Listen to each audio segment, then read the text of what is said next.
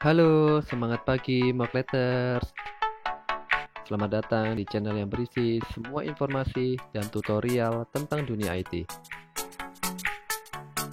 Jangan lupa komen, like, share, dan subscribe untuk mendukung kami membuat video menarik lainnya. Selamat menyaksikan.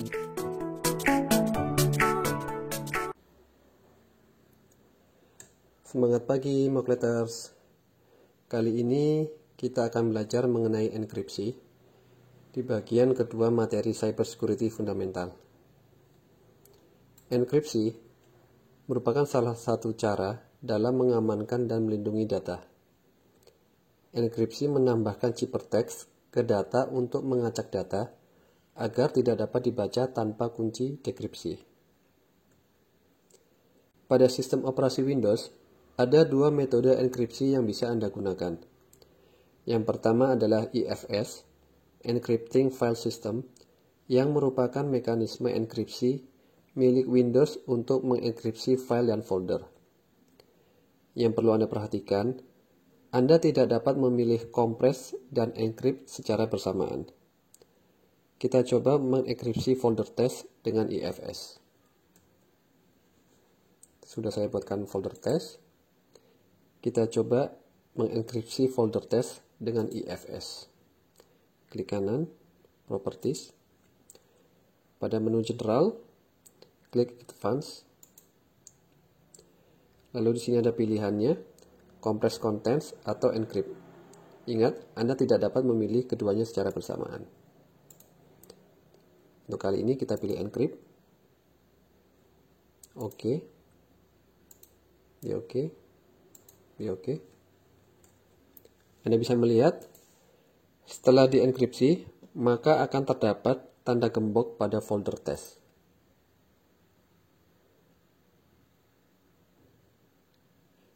Saat file atau folder terenkripsi di copy atau di cut, maka file atau folder tersebut akan tetap terenkripsi. Kita coba lakukan copy dan cut pada folder test yang sudah kita enkripsi.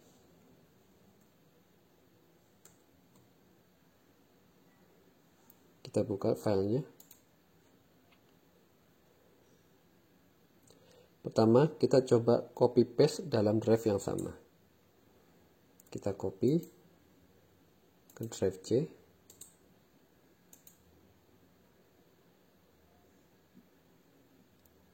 Lalu kita lihat hasilnya. Folder test akan tetap terenkripsi. Sekarang kita coba cut dalam drive yang berbeda. Kita cut. Kita pindah ke drive D.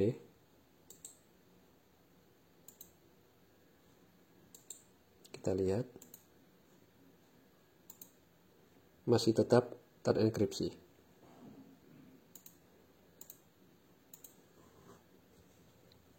Metode enkripsi kedua yang bisa digunakan pada sistem operasi Windows adalah BitLocker. Bila EFS untuk mengenkripsi file dan folder, maka BitLocker mengenkripsi seluruh drive. Sedangkan untuk mengenkripsi removable hard drive, Anda dapat menggunakan BitLocker to go. Lalu untuk recovery key pada BitLocker dapat disimpan pada 1. Microsoft account, yang kedua pada USB flash drive, yang ketiga bisa berupa file, dan yang keempat dicetak.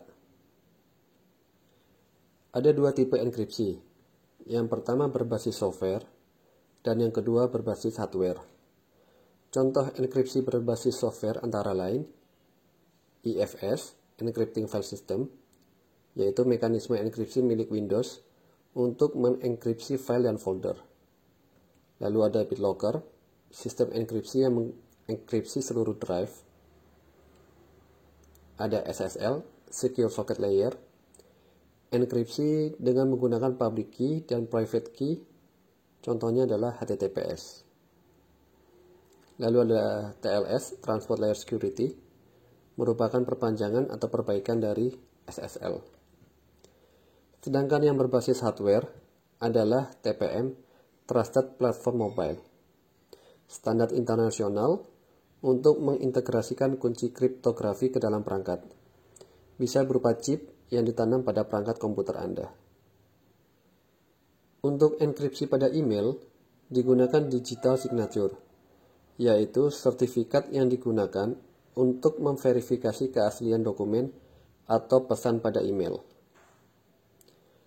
Protokol enkripsi pada email sendiri ada dua, yaitu PGP, Pretty Good Privacy, di mana pesan dienkripsi menggunakan public key dan session key. Saat pesan sudah diterima, private key akan mengekstrak session key, lalu kedua key tersebut mendekripsi pesan yang masuk. Protokol yang kedua yang digunakan adalah SMIME, Secure Multipurpose Internet Mail Extension, protokol yang digunakan oleh banyak web browser dan mail provider, dan digunakan untuk menanamkan objek dalam pesan email. Sekarang kita belajar VPN. Virtual Private Network adalah komunikasi privat melalui jaringan publik atau internet, di mana menggunakan tunnel saat berkomunikasi, sehingga koneksi menjadi aman dan data dienkripsi. Ada 4 tipe tunneling protokol pada VPN. Yang pertama, PPTP, Point-to-Point Tunneling Protocol. Tunneling yang biasanya digunakan untuk tunneling client to site dan enkripsinya lemah. Yang kedua, L2TP, Layer 2 Tunneling Protocol, standar industri dan menggunakan IPsec. Biasanya digunakan untuk tunneling site to site. Yang ketiga ada SSTP, Secure Socket Tunneling Protocol, menggunakan HTTPS melalui TCP port 443, sehingga kita dapat membuat koneksi VPN melalui browser. Dan keempat ada IKE versi 2, Internet Key Exchange versi 2, menggunakan IPsec dan support VPN Reconnect atau VPN Mobility. Sangat berguna saat kita melakukan VPN di dalam perjalanan, karena dapat secara otomatis melakukan reconnect saat jaringan putus nyambung. Untuk form autentikasi pada VPN ada 4, yaitu PAP, Password Authentication Protocol, menggunakan plain text dan tidak dienkripsi.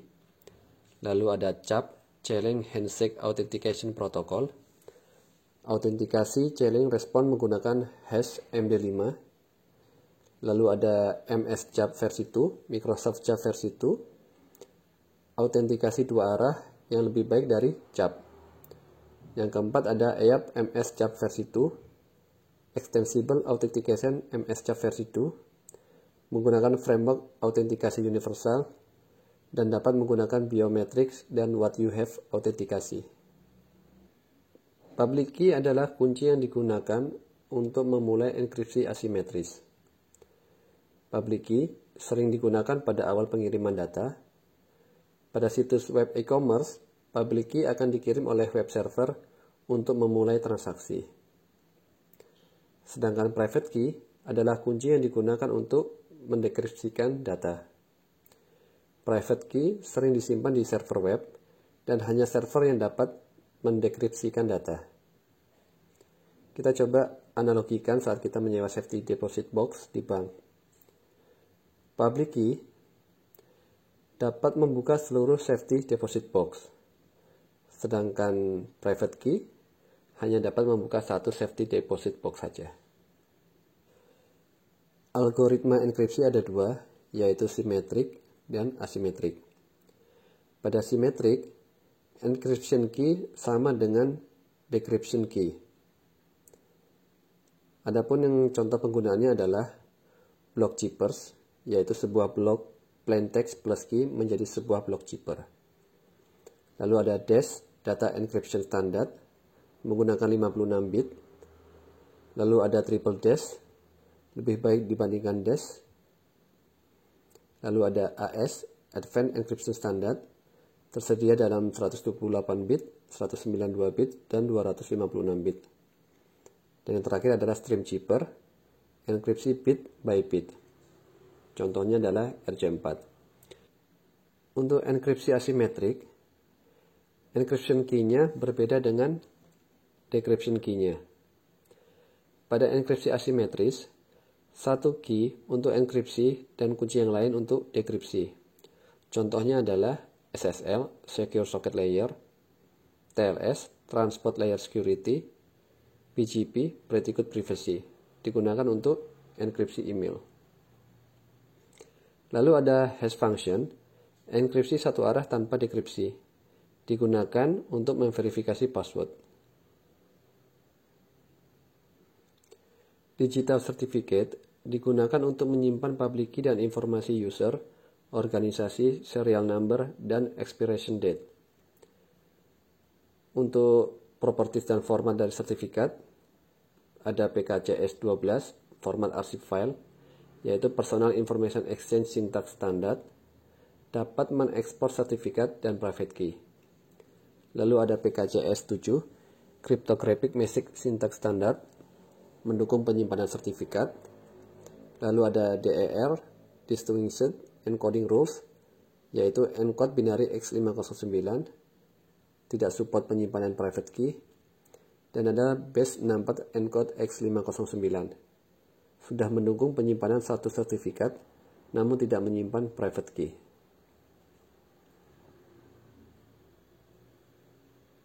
Ini adalah contoh sertifikat yang dimiliki oleh Microsoft.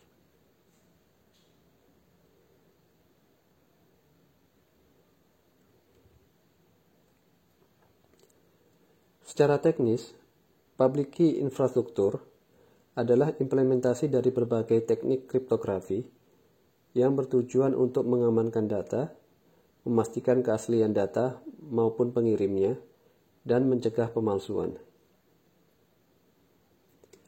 Komponen-komponen dalam public key infrastruktur yaitu ada CA, Certificate Authority, yang tugasnya menerbitkan digital certificate, dan Windows Server dapat menjadi CA untuk jaringan internal, atau dapat menggunakan CA pihak ketiga.